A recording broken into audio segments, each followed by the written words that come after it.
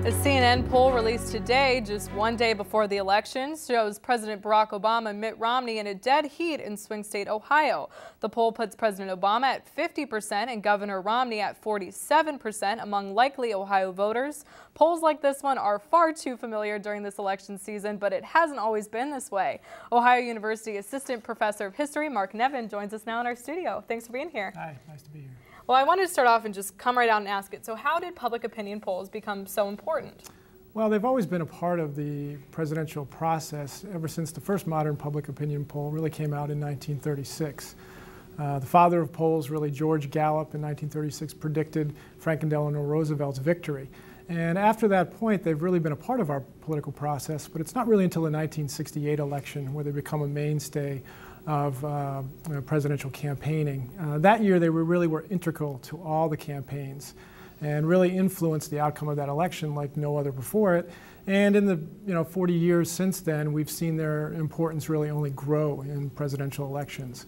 The 68 election is actually a very interesting one because Mitt Romney's father ran in 1968. And the polls really helped to make and then unmake his presidency. He won re-election as governor in 1966 in Michigan and all of a sudden became the front runner in the polls for the Republican nomination.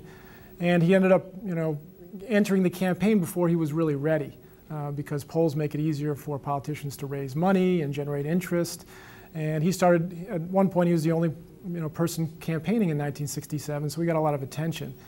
That was good until he started saying some things that didn't sound so good to a lot of people. And before the New Hampshire primary, the first one of the season, he dropped out because the polls showed him losing to Richard Nixon by quite a big margin. So that's when politicians learned how important and potentially deadly polls could be. And in this election, it's no different, really. Mitt Romney has also benefited from polls. I think after his first debate where polls showed him doing very well, it became easier for him to raise money. And so that's been helpful towards this last end of the campaign. I was going to say, what is important about knowing about these polls as voters when we're going into this election season? What should we know? Well, you should really see them as a snapshot of the electorate. The polls have been wrong. In 1948, they predicted Dewey would defeat Truman, and of course Truman won the election. So polls can be wrong.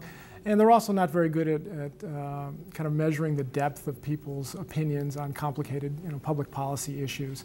So I just urge people to be cautious when they read polls and take them as, again, a snapshot rather than a definitive statement about the electorate. Well, what do you make of the polls that we see out right now for this election season? Well, if you believe the polls, Obama's going to win tomorrow by a very narrow margin. But of course, it's so close that anything could happen. I mean, all the polls are basically within the margin of error. So there's a chance, certainly a chance Romney could win, but when most of the polls are showing Obama ahead nationally as well as in the key battleground states, prediction, although I'm not a political scientist, so I don't have to make predictions, I'd say the chances are pretty good that Obama's going to win. But of course, anything could happen in the last, 24 hours of voting, so we'll have to wait and see. Professor Nevin, thanks for joining us this evening. Okay, thank you.